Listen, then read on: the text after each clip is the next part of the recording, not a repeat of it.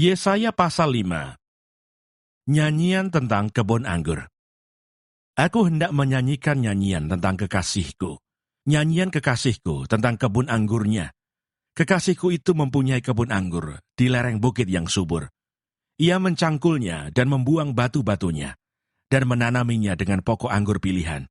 Ia mendirikan sebuah menara jaga di tengah-tengahnya, dan menggali lubang tempat memeras anggur. Lalu dinantinya supaya kebun itu menghasilkan buah anggur yang baik. Tetapi yang dihasilkannya ialah buah anggur yang asam. Maka sekarang, hai penduduk Yerusalem dan orang Yehuda, adililah antara aku dan kebun anggurku itu. Apakah lagi yang harus diperbuat untuk kebun anggurku itu yang belum kuperbuat kepadanya? Aku menanti supaya dihasilkannya buah anggur yang baik. Mengapa yang dihasilkannya hanya buah anggur yang asam? Maka sekarang aku mau memberitahukan kepadamu apa yang hendak kulakukan kepada kebun anggurku itu. Aku hendak menebang pagar durinya, sehingga kebun itu dimakan habis, dan melanda temboknya, sehingga kebun itu diinjak-injak. Aku akan membuatnya ditumbuhi semak-semak, tidak dirantingi dan tidak disiangi, sehingga tumbuh putri malu dan rumput. Aku akan memerintahkan awan-awan, supaya jangan diturunkannya hujan ke atasnya. Sebab kebun anggur Tuhan semesta alam ialah kaum Israel dan orang Yehuda, ialah tanaman-tanaman kegemarannya. Dinantinya keadilan, tetapi hanya ada kelaliman. Dinantinya kebenaran, tetapi hanya ada keonaran. Peringatan tentang pelbagai keburukan. Celakalah mereka yang menyerobot rumah demi rumah, dan mencekau ladang demi ladang, sehingga tidak ada lagi tempat bagi orang lain, dan hanya kamu sendiri yang tinggal di dalam negeri. Di telingaku terdengar firman Tuhan semesta alam. Sesungguhnya, banyak rumah akan menjadi sunyi sepi. Rumah-rumah yang besar dan yang baik tidak akan ada penghuninya.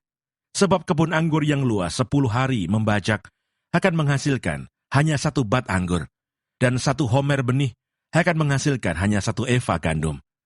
Celakalah mereka yang bangun pagi-pagi dan terus mencari minuman keras, dan duduk-duduk sampai malam hari, sedang badannya dihangatkan anggur.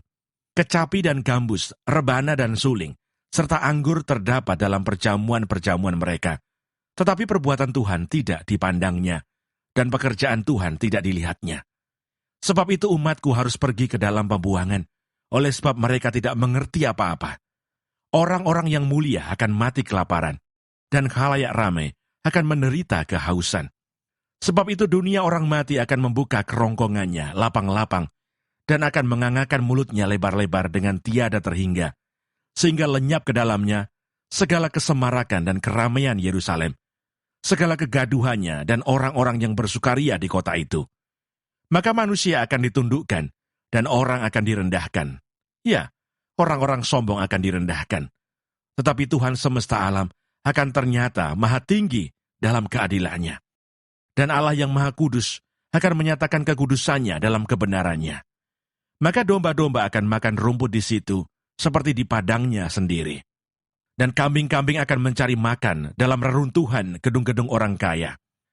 Celakalah mereka yang memancing kesalahan dengan tali kedustaan, dan dosa seperti dengan tali gerobak, yang berkata, baiklah Allah lekas-lekas dan cepat-cepat melakukan tindakannya, supaya kita lihat.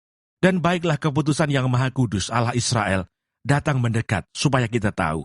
Celakalah mereka yang menyebutkan kejahatan itu baik dan kebaikan itu jahat, yang mengubah kegelapan menjadi terang dan terang menjadi kegelapan, yang mengubah pahit menjadi manis dan manis menjadi pahit. Celakalah mereka yang memandang dirinya bijaksana, yang menganggap dirinya pintar. Celakalah mereka yang menjadi jago minum dan juara dalam mencampur minuman keras, yang membenarkan orang fasik karena suap, dan yang memungkiri hak orang benar.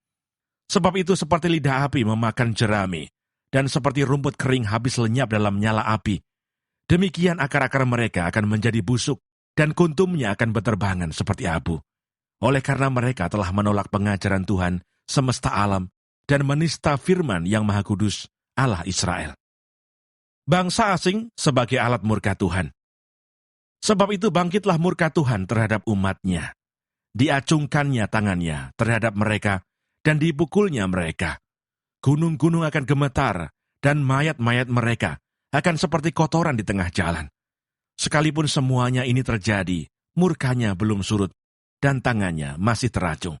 Ia akan melambaikan panji-panji kepada bangsa yang dari jauh, dan akan bersuit memanggil mereka dari ujung bumi.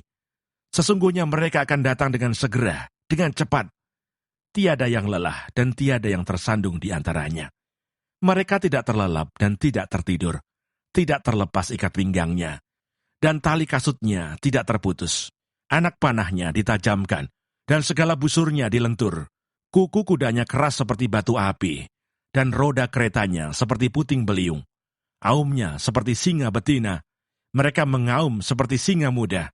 Mereka meraung dan menangkap mangsanya, membawanya lari dan tidak ada yang melepaskan.